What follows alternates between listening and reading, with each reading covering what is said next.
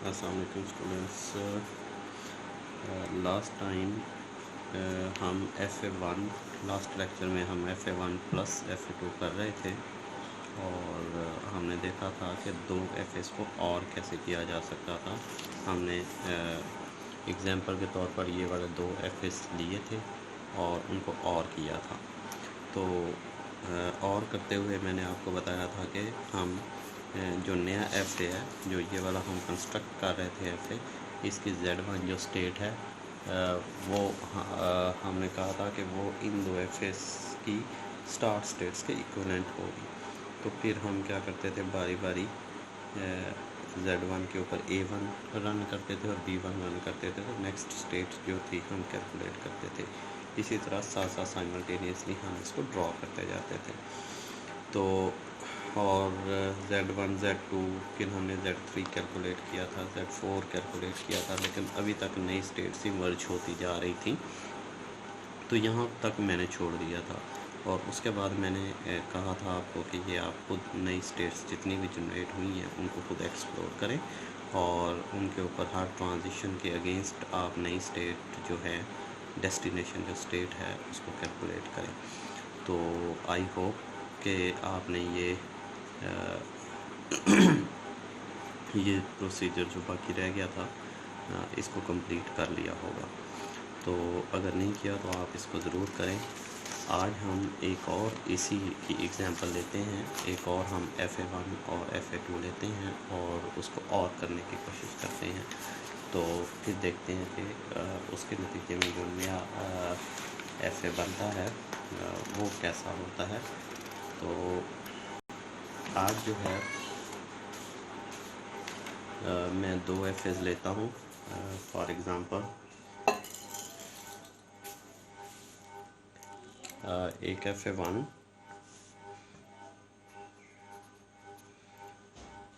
ये वाला FA है,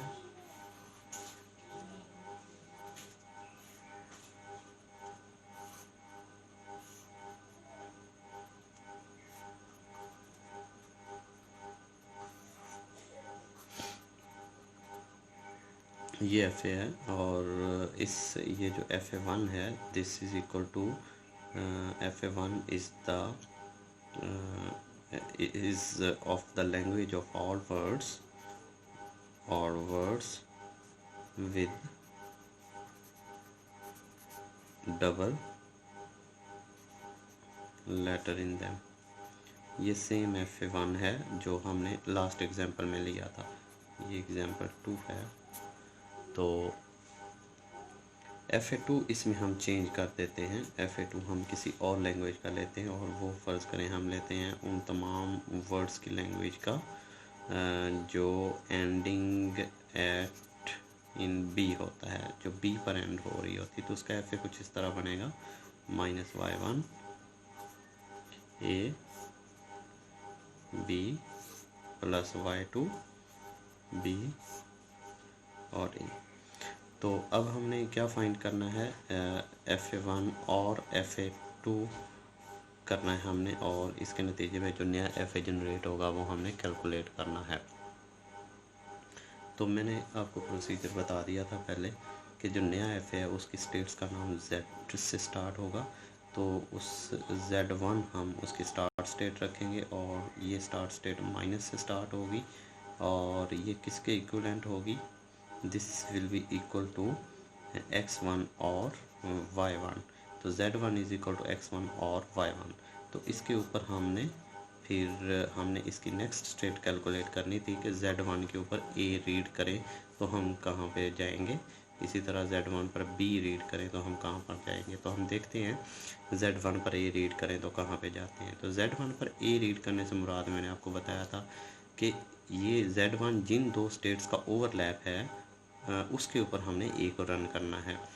तो x1 के ऊपर A रन करें, फिर y1 के ऊपर A रन करें। तो x1 के ऊपर A रन किया तो हम चले जाते हैं x2 के ऊपर, और y1 पर A रन करें तो y1 पर ही रहते हैं और y1। तो x2 y1 एक ओवरलैपिंग स्टेट नहीं बनती है जिसका नाम हम Z2 रख देते हैं। सिमिलरली x1 और y1 के ऊपर आपने b रन करना है तो x1 पर b रन किया तो x1 पर ही रहे, और y1 पर b रन किया तो y1 पर b रन किया तो y2 पर चले गए। तो अब देखें x1 और y2 ये एक नया कम्बिनेशन है, इसका नाम Z3 रख देंगे और इसको हम प्लस स्टेट कह देंगे। क्यों कि हम इन दोनों एफएस में से किसी एक पर फाइनल पे पहुंच गए, यानी y2 फाइनल स्टेट है। तो ये y2 अगर प्लस स्टेट है तो ये जो नया कम्बिनेशन इन दोनों का, उस स्टेट का नाम भी हम फाइनल स्टेट Z3 रखेंगे। तो अब आपके पास दो नई स्टेट्स इमर्ज हो चुकी हैं, एक Z2 इमर्ज हो चुका है, एक Z3 इमर्ज हो चुका है। तो अब इनको हम बारी बारी एक्सप्लोर करेंगे। सबसे पहले हम Z2 को एक्सप्लोर करते हैं। Z2 को एक्सप्लोर करते वक्त हम देखेंगे कि Z2 बेसिकली किसके इक्वलेंट है। तो this is equal to x2 और y1। तो इसके ऊपर हम देखते हैं a और b रन करने से हम कहाँ जाना है। हमने x2 पर a रन किया, इधर देखें अगर x2 पर a रन किया तो हम x3 पर चलेगा और प्लस x3 पे जाएंगे। तो x2 पर a रन किया तो प्लस x3 पे चले गए, और y1 पर a रन किया, y1 पर a रन किया तो हम y1 पर ही रहे। तो x3 और y1 ये पीछे कम्बिनेशन ये एग्जिस्ट नहीं करता, तो इसका नया नाम है, इसका नाम हम Z4 रख देते हैं। और ये प्लस होगा क्योंकि इन दोनों में से एक प्लस है, या दोनों भी प्लस होंगी तो हम प्लस ही रखेंगे। अच्छा, अब हम इसके ऊपर b रन करते हैं। x2 के ऊपर b रन किया तो x2 reading, after reading b we will be approaching to x1 state.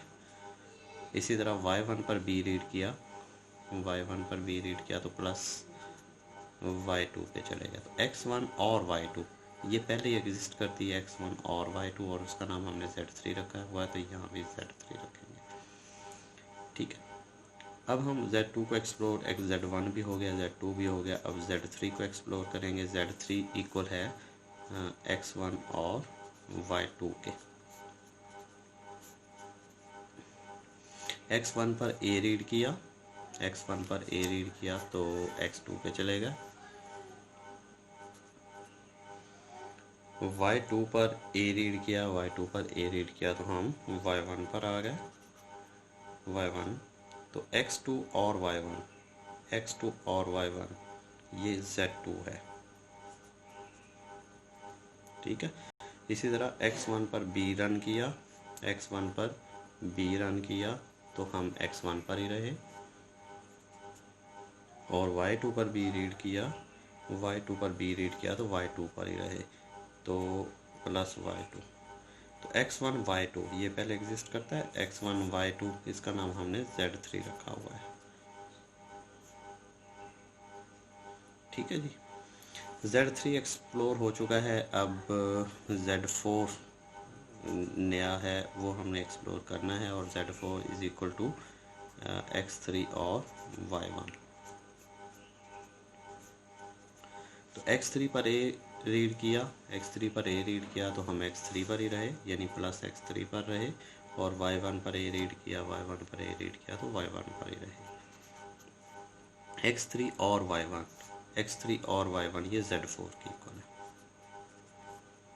ठीक है जी। इसी तरह x3 पर b रन किया, x3 पर b रन किया तो x3 पर ही रहे, और y1 पर b रीड किया, y1 पर b रीड किया तो y2 पे चले गए, y2 पे चले गए।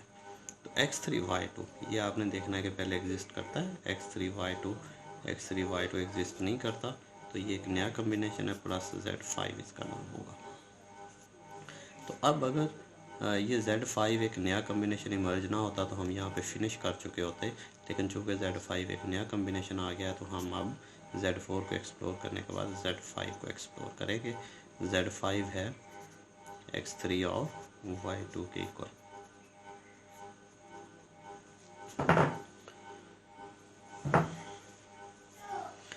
अब इसके ऊपर a और b हमने साइमल्टेनियसली इन दो स्टेट्स के ऊपर रन करना है और देखना है कि क्या नई स्टेट इमर्ज होती है। x3 के ऊपर a रन किया, x3 पर a रन किया तो x3 पर ही रहे, और y2 पर a रन किया, y2 पर a रन किया तो y1 पर चलेगा। तो ये x3 और y1, x3 और y1 this is equal to z4। अब आ जाए b रन करने के लिए, x3 पर b रन किया, x3 पर b रन किया तो हम x3 पर ही रहे, और y2 पर b रन किया तो y2 पर ही रहे। तो x3 y2 बेसिकली z5 है। तो देखें अब नया कम्बिनेशन कोई मर्ज नहीं हुआ है, तो z5 पहले एक्सप्लोर हो चुका है। तो अब हम यहाँ पे अपना काम फिनिश कर चुके हैं। तो अब हम अपना वो FA बनाते हैं, FA3। तो वो देखते हैं फिर किसके इक्वल होगा। आप इधर देखिए अगर, तो FA3 किसके इक्वल होगा, वो होगा -z1 स्टार्ट होगा, z1 से a रीड किया, देखें z1 से a रीड किया तो z2 पे चले गया, यहाँ से a रीड किया तो हम z2 पे चले गए, और z1 से b रीड किया तो प्लस z3 पे चले गया, b रीड किया तो प्लस z3 पे चले गया। ठीक है, अब z2 पर a रीड किया तो z4 पे चले गया, z2 पर a रीड किया तो प्लस z4 पे चले गए, और z2 पर b रीड किया तो प्लस z3 पे चले गए। b रीड किया तो हम कहाँ पे आ गए, z3 के ऊपर आ गए। ठीक है जी। अब z3 पर देखना है आपने, z3 पर a रीड किया तो z2 पे चले गए, यानी z3 पर a रीड करने के बाद हम z2 पे चले जाएंगे, और z3 पर b रीड करने से z3 पर ही रहेंगे, यानी b रीड करने से हम z3 पर ही रहेंगे। ठीक है, अब z4 को देखें, z4 पर a रीड करने से z4 पर ही रहेंगे, यानी a रीड करें तो z4 पर ही रहेंगे, और b रीड करें तो z5 पे चले जाएंगे, b रीड करने से प्लस z5 पे चले जाएंगे। ठीक हो गया जी।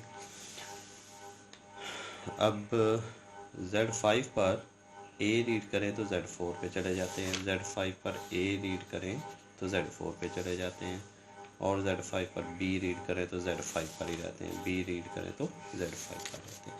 तो ये बेसिकली एक नया FA मर्ज हो चुका है जो FA3 है, और ये इन दो FAs का FA1 और FA2 का और है। तो अब ये कौन सी लैंग्वेज को एक्सेप्ट करेगा, ये FA1 की लैंग्वेज को भी एक्सेप्ट करेगा और FA2 की लैंग्वेज को भी एक्सेप्ट करेगा। FA1 का कोई वैलिड वर्ड इसको देंगे तो वो भी एक्सेप्ट कर लेगा, और FA2 का कोई वैलिड वर्ड स्ट्रिंग देंगे तो वो भी उसको भी ये एक्सेप्ट कर लेगा। तो ये साबित हुआ कि हम अगर दो FA हैं तो हम एक ऐसा FA बना सकते हैं जो उन दोनों FAs की लैंग्वेज के और को एक्सेप्ट करता है, यानी उसकी लैंग्वेज को एक्सेप्ट करता है, या उसकी लैंग्वेज को एक्सेप्ट करता है, या दोनों को एक्सेप्ट करता है। पता है आपको और के मतलब का पता है कि और क्या होता है, यानी FA1 और FA2 is equal to FA3। और का मतलब ये होता है कि अगर इसकी स्ट्रिंग ट्रू है और इसकी फॉल्स है तो रिजल्ट ट्रू, यानी ये एक्सेप्ट हो जाएगा। इसी तरीके से अगर या दोनों फर्ज करें फॉल्स हैं, यानी इसकी भी स्ट्रिंग वैलिड नहीं है और इसकी भी वैलिड नहीं है, तो ये FA3 एक्सेप्ट नहीं करेगा। इसी तरीके से अगर इसकी स्ट्रिंग वैलिड नहीं है लेकिन इसकी वैलिड है तो ये एक्सेप्ट कर लेगा। इसी तरीके से ये इसकी वैलिड है, इसकी वैलिड नहीं है तो ये फिर भी एक्सेप्ट कर लेगा। अगर दोनों की स्ट्रिंग वैलिड है तो ये फिर भी एक्सेप्ट कर लेगा। तो ये है बेसिकली और का मतलब, जबकि एंड जब हम करेंगे तो उसका मतलब डिफरेंट होगा। तो ये अब आपने करना क्या है, एक्सरसाइज में जाना है, चैप्टर 7 की एक्सरसाइज में जाएंगे तो वहाँ पर बहुत सारे FA दिए हुए हैं, आपने उनको अल्टरनेटिवली लेके उनका और करना है। अब जिस तरीके से मैंने ये और किया है, आप क्या करें, इस FA के साथ आपने इवन मिला के लास्ट एग्जाम्पल में किया था, इवन FA को मिला के किया था। तो अब आप क्या करें, इवन को इस FA के साथ मिला के आप उसका और निकालने की कोशिश करें। ठीक है, तो ये आपका होमवर्क है। तो आज मैं आपको एक असाइनमेंट भी दूंगा लेक्चर के एंड पर, वो भी आपने करनी है। तो मैं नेक्स्ट पार्ट में आपको बताता हूँ कि मैं किस किस्म की असाइनमेंट देता हूँ। तो वो आप इस लेक्चर का नेक्स्ट पार्ट ज़रूर सुनें।